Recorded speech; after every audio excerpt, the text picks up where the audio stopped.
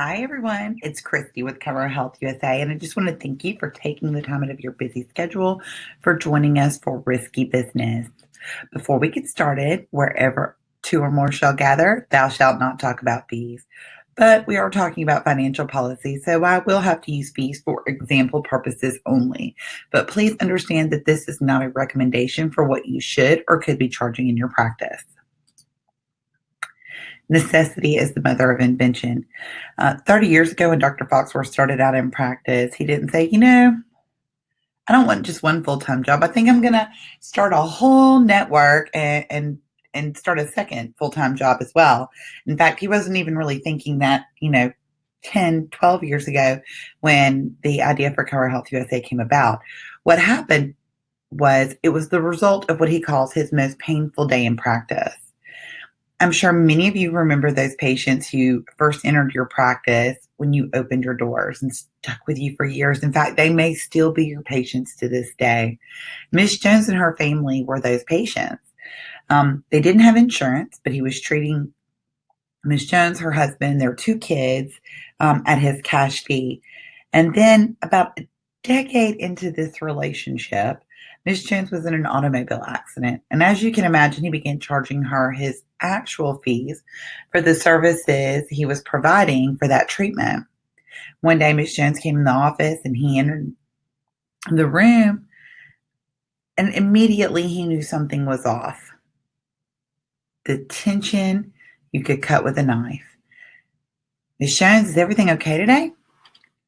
To which she quickly replied with her finger in his face. Doc, it's guys like you ripping off insurance companies that prevent me and my family from being able to afford insurance. She left his office that day not getting treated. She didn't come back to the practice again. We don't even know if she sought out chiropractic care again. What we do know is that she reported him to the state attorney general's office and his board of examiners. And it was in that process and that painful moment that he realized that it really wasn't fair that the patients who really needed a discount, the ones who could benefit the most from it, were his cash patients who didn't have the benefit of an insurance contract. And yet, in an attempt to help them, it only got him into trouble. And there had to be a better way to do that. And he really needed to have a better understanding of the rules and regulations that were governing what he could and couldn't do in practice. So that's where he discovered what he likes to call the 5 most dangerous things. And the first is a dual fee schedule, and that's charging more to insurance companies than you do to your cash patients. The problem is it's considered illegal in many states. It misstates your charges to carriers, and also could, potentially be a False Claim Act violation. The second was an improper time of service discount. A time of service discount is a discount that's based on bookkeeping savings, and oftentimes they're not defensible. The OIG has stated that 5 to 15% is considered a reasonable time of service discount. And truly, a lot of them are just to cover for a dual fee schedule. They're not or cannot be defended at the level or depth of the discounts that are being offered when they're 30, 35, 50% off, and they're not disclosed to carriers. And the other caveat to that is truly that you have to collect that money at the time of service. So many times I have conversations with doctors and staff, and they tell me that their time of service or prompt pay discount is 20%, 25%, maybe it is 15% or 10%. But then when we ask, do you collect that money at the time of service? Well, not always, but they're still getting the discount. And that's really not how that works. So you want to make sure that you're only giving that discount from 5 to 15%, that you're collecting that money up front, because again, it's a discount to reflect the bookkeeping savings by not having to collect in arrears. The OIG has stated that incentives that are nominal in value are not prohibited by the inducement law, which means that your patients cannot receive any type of gift or discount of more than $15 per item or service, or no more than $75 on an annual basis.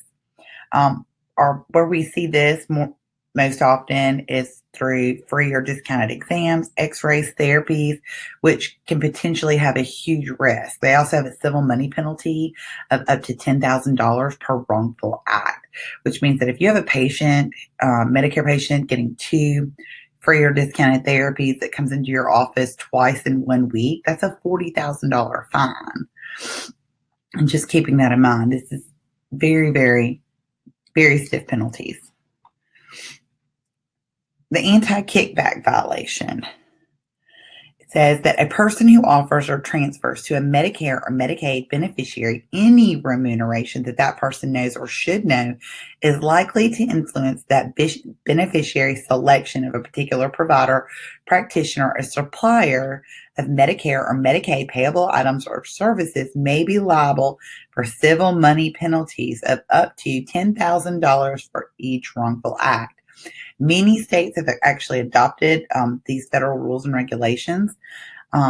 It's also a criminal statute that has fines of up to $25,000 per violation and can include up to 5 years in prison or both.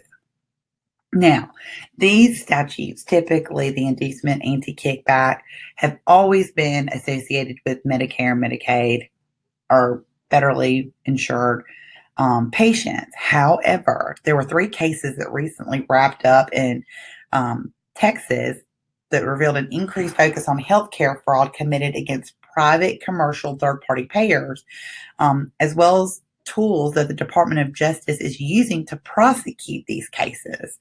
Historically, most of these prosecutions in healthcare have been focused on fraud, waste, and abuse with federal healthcare programs only, like Medicare and Medicaid.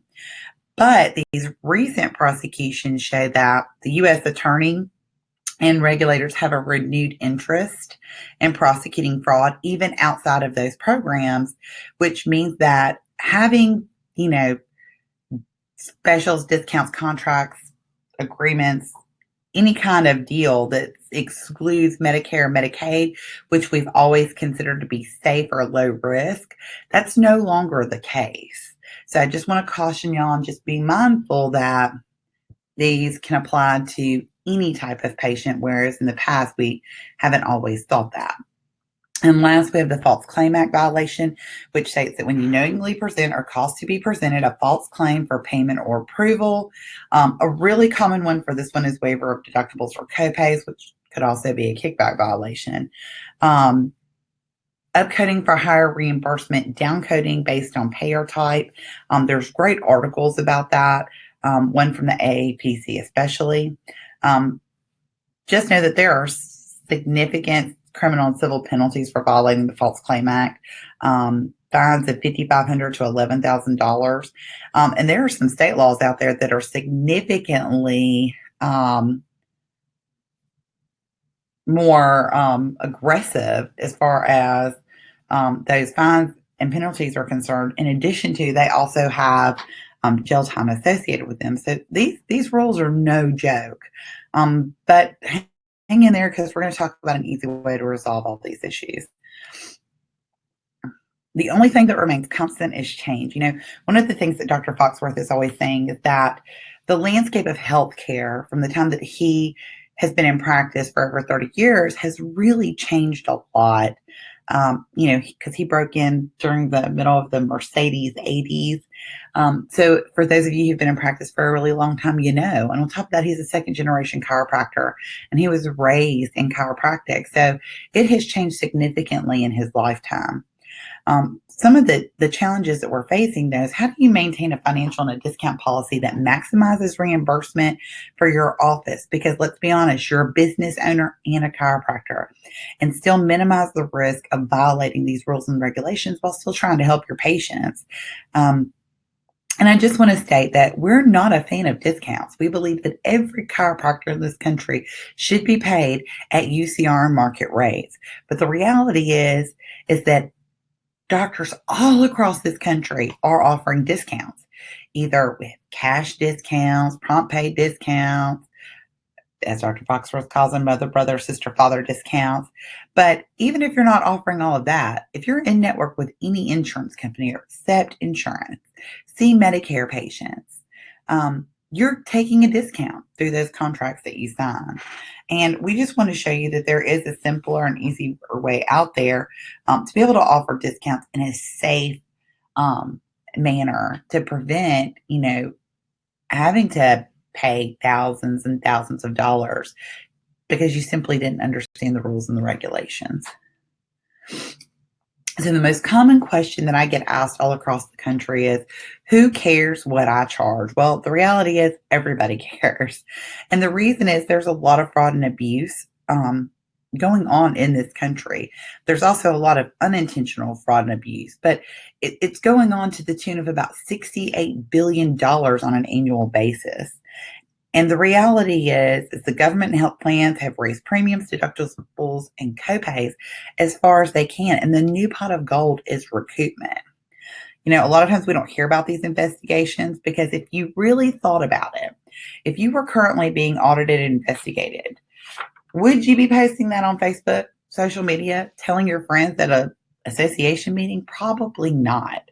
A lot of times they are settled quickly and quietly, because nobody wants to say, hey, I got audited and it cost me $65,000.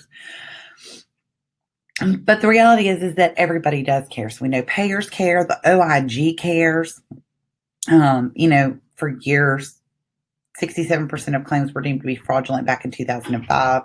We actually saw chiropractic included in their annual work plan in 2012. That's also when they added $350 million to the Healthcare Fraud Investigations Fund.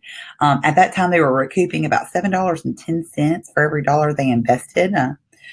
In 2016 is when they estimated that 82% of Medicare claims were improperly paid, and they issued the report that CMS should use targeted tactics to curb questionable and inappropriate payments for chiropractic services. In 2018, those stats were just released in March. They were recovered $850 million from their healthcare fraud investigations, and they were getting back $2.92 for every dollar they invested. Right now, there are 21 open criminal cases and 5 civil cases against chiropractors that are pending, which, that's a lot, and I hate it, but it's not as many as it could be when you look at the size of our profession. Here's a very specific case from last year. The OIG versus Dr. Brown, who is a doctor in Iowa. And it says that he violated the False Claim Act by improperly billing Medicare and Medicaid for chiropractic adjustments after providing free STEM to beneficiaries to influence those beneficiaries to receive chiropractic adjustments. Now, I will tell you that inducement violations, anti-kickback violations, False Claim Act violations, all of those ones, those 5 most dangerous things we talked about, can be intermingled. You can be found, a lot of times when you see these charges, it's because they're stacked one on top of one another.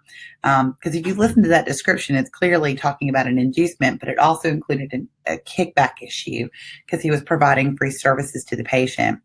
The reality is, and ended up costing him, he settled for $79,919. The source of the complaint was unknown. It was an inducement by providing free services to Medicare patients, and he was providing them to all patients. He wasn't charging anybody in his practice for STEM. Included both AT and maintenance care in the complaint, and he was also found to have coded all maintenance patients as 98940. Remember we talked about undercoding? So just keeping all of that in mind, this is serious business, and you want to make sure that, one, you're not offering anything for free to any patient in your office whatsoever, that you're coding correctly in your office, because it can be expensive. And truthfully, that's a pretty sweet deal. $80,000 was a great settlement offer. Your state boards care, often at the urging of our patients.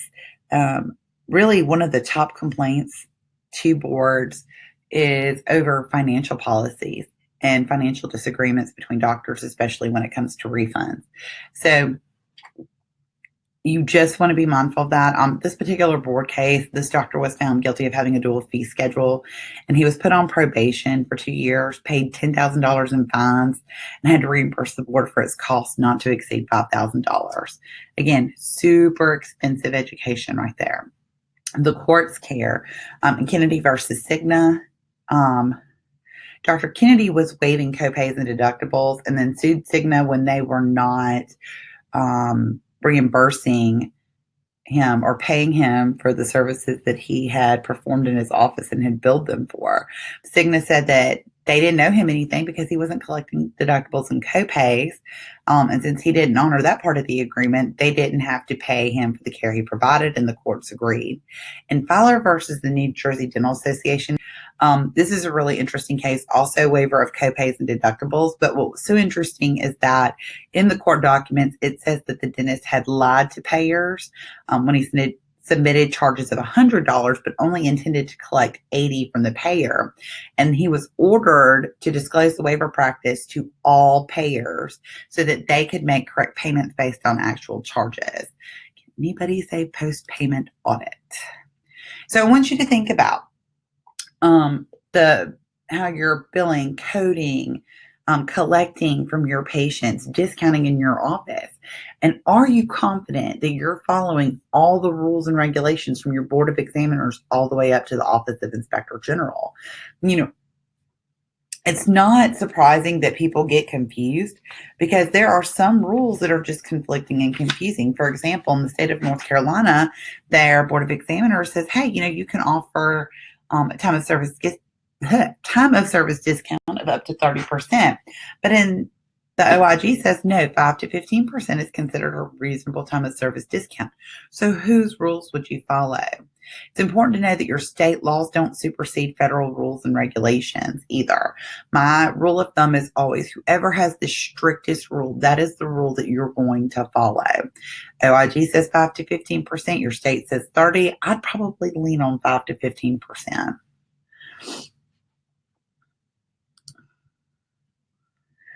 So audits are on the rise. We've been hearing it for years, and my intent in saying that is not to create fear, but I really want to arm you with the facts and tools about the realities of audits in this country, because I think knowledge is power. And if you know what's out there, what's going on, know what this process is like, then you can take the appropriate steps to minimize that risk in your own office. And I want you to keep in mind, too, that compliance is not something you just check off a to-do list. It is a process, not an event. And we're also going to go into some more detail, too, about your financial policies. Because in those audit situations, one of the first things that an auditor is going to ask for is your financial policy, because it's going to tell them everything they need to know about your practice.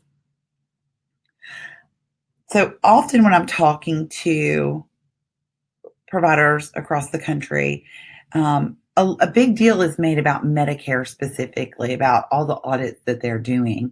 But the reality is audits in chiropractic, only 24% of them are initiated by Medicare, 9% by state boards, and 67% by commercial payers. So it's not really, Medicare is not really doing that much. We just talked about that there were some, several cases pending on the federal level. And then we talk about those recoupment amounts and those fines and those penalties that are being paid by chiropractors across the country. And, just shy of 50% of those range from $25,000 to $100,000. The ones that really make the headlines are the ones that are over $500,000. But as you can see, that only makes up 2% of the recoupment demands of all of audits that took place from 2012 to 2017.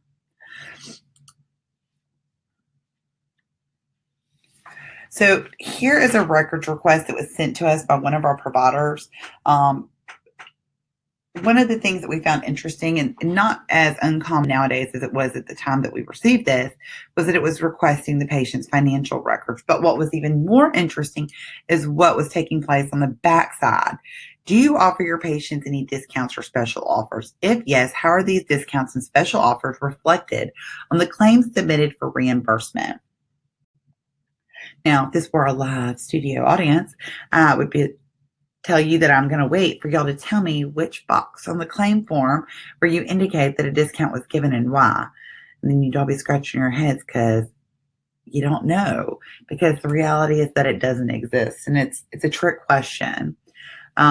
But if you were to answer yes to this question, that you were offering your patients any discounts or special offers, it could be a potential False Claim Act violation, inducement violation, and anti-kickback violation. And you're probably wondering, why would anybody say yes? Well, the reality is doctors are not the ones who are filling these out. Your staff is. And if you're running some kind of special, $69 new patient special, $99 new patient special, or you have patients who pay $20 because that's what they've always paid for the last 20 years when your actual fees are $100. Those are discounts and special offers. And if they are listed on this form, it is a potential red flag. Now, I'm not saying lie on this form. Absolutely not. Because 9 times out of 10, the person who sent this already knows whether you're offering discounts or special offers, especially if you're advertising on social media. I'm just going to say, I mean, I land in states, get off the airplane, open up my Facebook to send my husband a quick, I made it, and selfie in the airport.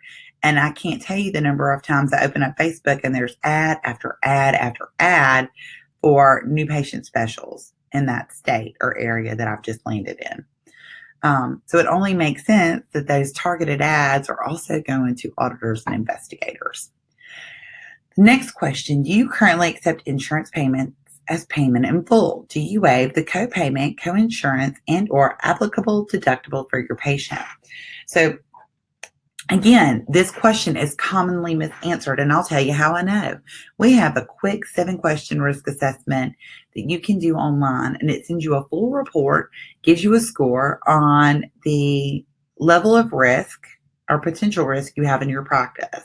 It addresses those potential risks and how you can resolve them. But what's interesting is one of our questions is, do you currently accept insurance payments as payment in full? Because we don't always see that, do you waive the co-insurance, co-payment, or applicable deductible on these records requests? And like 95% of the time, the person filling out the risk assessment, doctor and staff, answers yes to the question. You heard me right. They answered yes. And only twice have I ever done an a phone consult with someone to review their risk assessment, and they actually waived copays and deductibles. Everyone else has always said, oh, no, we don't do that. Now, if you put yes on this because you didn't understand the question, are you going to get fined $25,000? Probably not. But what it is going to do is open you up to a much bigger audit. And this single records request could cost a practice $85,000. So keep in mind that a records request is a fishing expedition. It is essentially like a mini audit. So make sure that 1, you're documenting when these come into your office. Number 2, that it is one person's responsibility to fulfill the records request, that they send what is requested, nothing more, nothing less, that somebody else double checks it before it leaves the office. And we'd rather it be late than you not turn it in at all. I'd rather it be completely wrong than not turned in at all. And the reason I'm saying this is when we were talking about the OIG and how 80% of claims were deemed to be fraudulent, and the targeted tactics report came out, the majority of those were due, or the reason that percentage was so high, let me say this correctly, the reason it was so high was because so many people did not respond to records requests. And when you don't respond, you have a 100% error rate. So I cannot impress upon you enough, send these in. I'd rather them be late than not turned in at all, but make sure that this is somebody's responsibility in your office. It is that important that it should be part of their job description. And really, Doc, you should be signing off on these too and double checking them before you go out. because it is your license, your livelihood, your name that is on every one of these claim forms. The way to answer those questions correctly is to answer with a rock solid policy. The only time we offer a discount is when it is required by mandate, by contractual agreement, or documented hardship. Because what we want to help you do is to stop raising your hands, yelling, pick me, pick me, pick me. Because this young lady has the opportunity to win thousands of dollars in cash and prizes. You have the opportunity to be hit with thousands of dollars in fines and penalties if you're not answering these correctly. Now, again, if you're not really waiving copays and deductibles, are you going to hit with fines and penalties? No, but it is going to open up, again, the door to a much bigger audit. And I don't care how focused you are, how organized you are, and what a stickler you are for getting things done right and correctly, but nobody is perfect. And if you shine a bright enough light in any practice, there's an opportunity to find things that went wrong. This is our sample one-page financial policy. Many financial policies across the country are multiple pages long and a 3-ring binder collecting dust at the front desk. Again, your financial policy is one of those things that an auditor and investigator is going to request when your office is being audited, and you want to make sure that it is clear, concise, and accurately reflects what you're doing in your practice. This one was created with the help of multiple consultants across the country and is the one that we use in our practice. It says, in an effort to maintain compliance with various state and federal regulations, managed care, and preferred provider agreements, as well as billing and coding guidelines, we have adopted the following financial policy. Our clinic has a single fee schedule that applies to all patients for each service provided. You may be entitled to a network or contractual discount under the following circumstances. We participate in your health plan. That's Blue Cross Blue Shield, Aetna, Cigna. You are covered by a state or federal program with a mandated fee schedule, Medicare, Medicaid. You're a member of a DMPO like ChiroHealthUSA. You are eligible and choose a payment plan that allows for a prompt payment discount. Patients who meet state and or federal poverty guidelines or other special circumstances outlined in our hardship policy may be offered a discount for a period of time as determined by the clinic. Verification will be required. So this is literally just stating we have a single fee in our office, that the only way you're getting a discount is if you meet one of these criteria. And here, I'm going to go ahead and share this with y'all. Here is the sample one-page financial policy in a Word doc so that you can customize it to fit your practice. Not everybody offers prompt pay discounts. Some people offer prompt payment discounts for auto debit, but this way you can customize it to fit your practice. I'll leave that up for a minute. So how do we follow the rules and solve the problem? Well, according to the famous words of Dr. Larry Markson, my fee is my fee is my fee. And if we were all in one room together, I'd make you say it with me. Just like the financial policy says, you have one fee for each service in your office. Fees are not based on payer type or source of payment, which means that if I have a patient who comes in and gets a 98940, if they're a PI patient and my fee is $100, it's $100.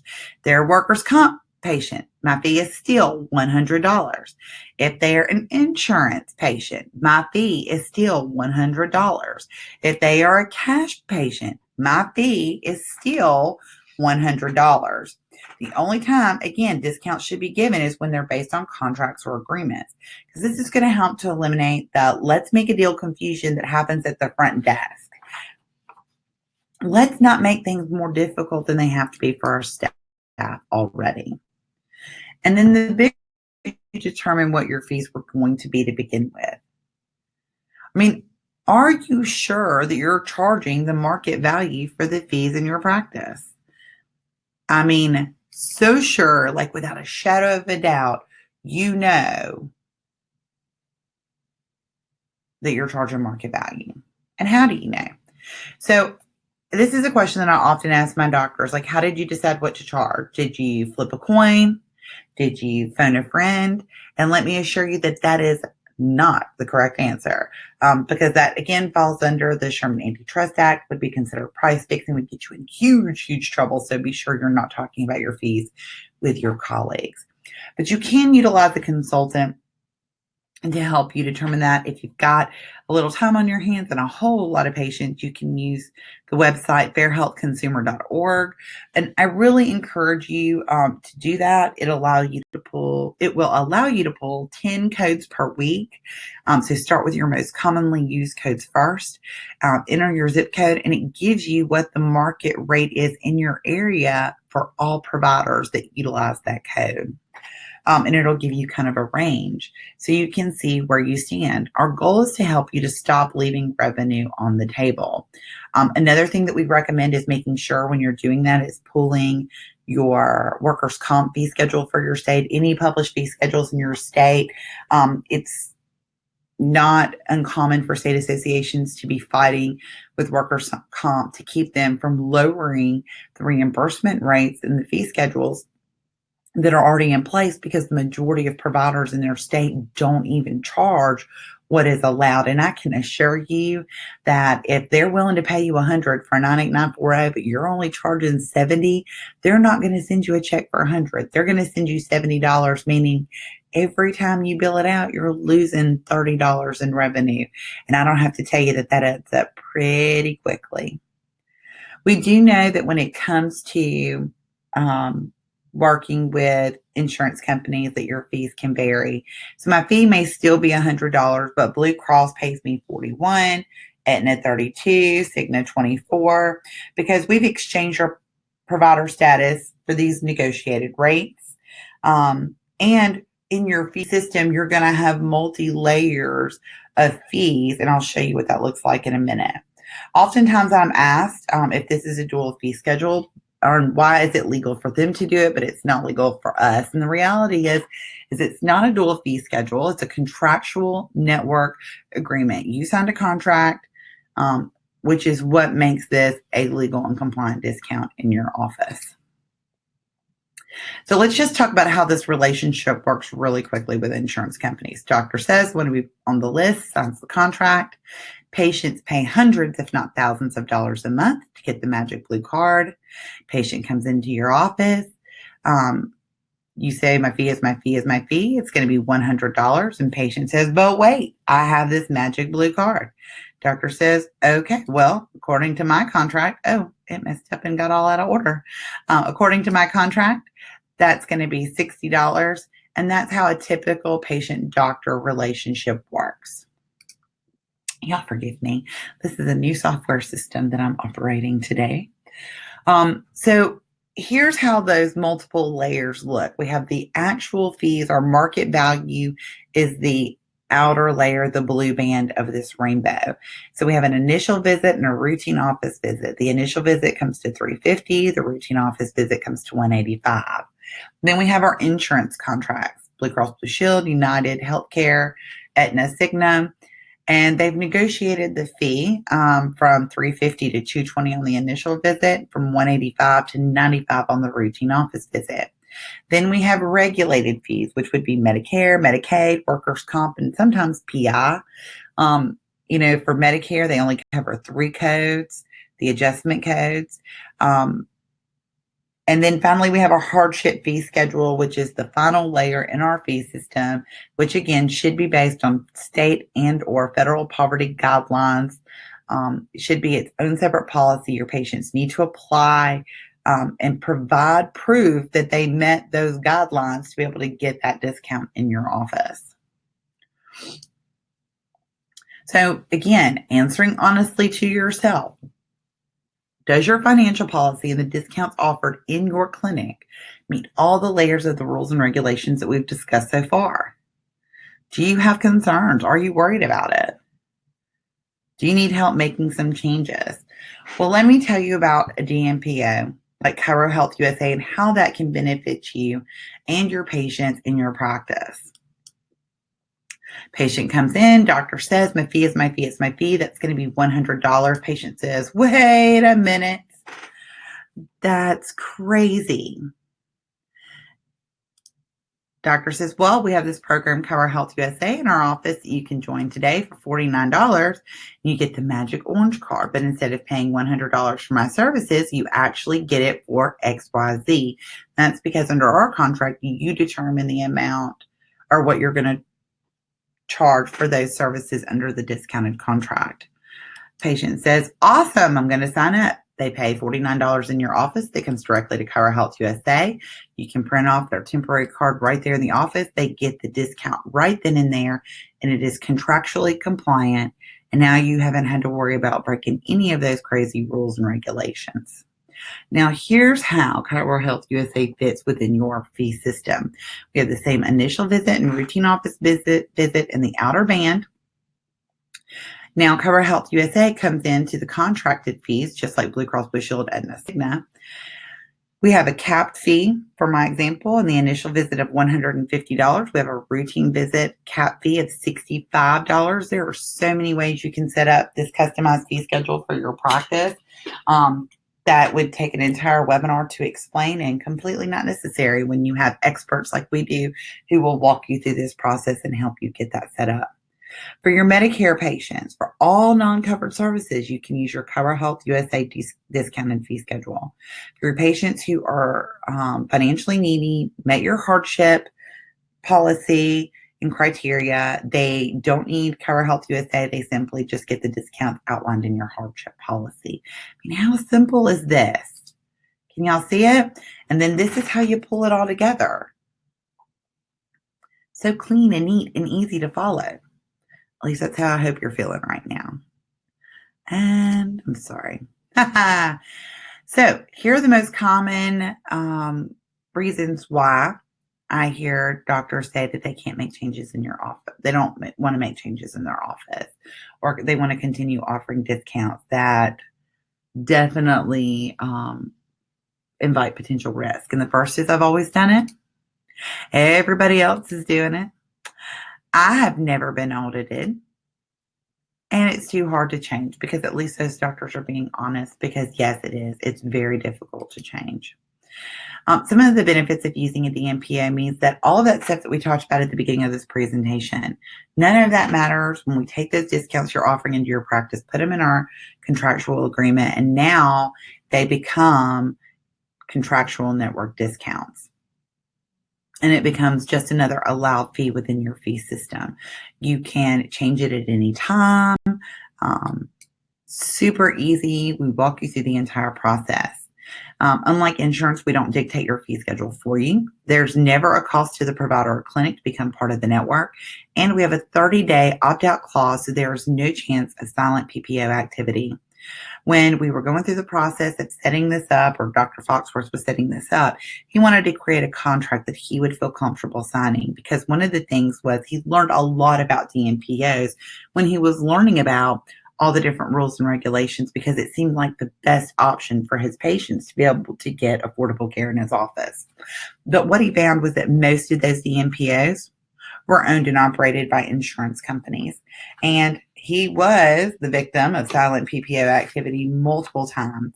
A lot of times they gave him a very specific fee schedule and told him what he was charging under the DMPO. And a lot of times it was below his cost of doing business, which meant that every time he was seeing a patient, he was losing money. And we don't want to do that. All of our providers, all 4,700 of them, practice in different parts of the country, in different states.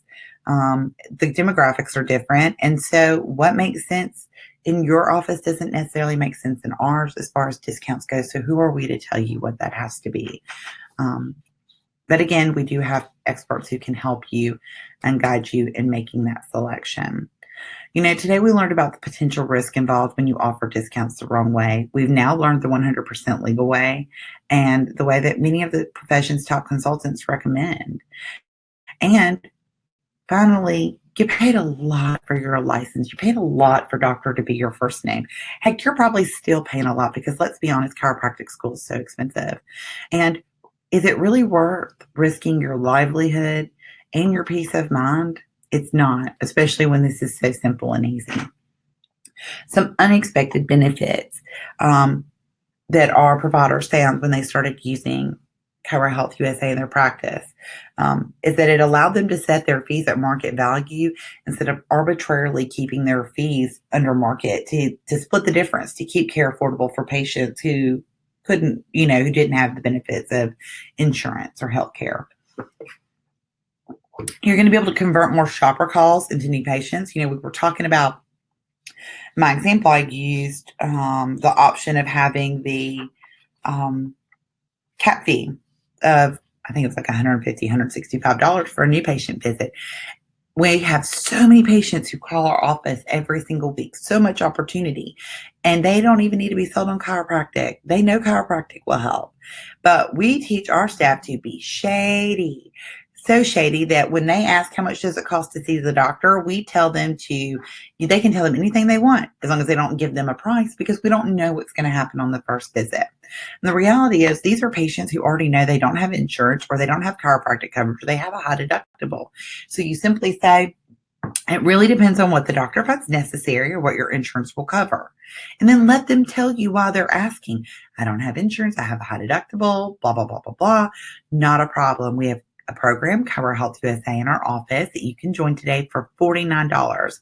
And the most you're going to pay for today's visit is $150, $160, $165, whatever that dollar amount is that you said, $275, doesn't matter, whatever you said.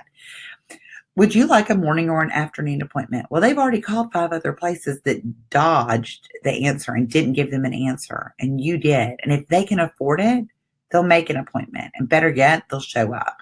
It will be able to transition your patients from insurance to private pay. We know patients run out when insurance runs out.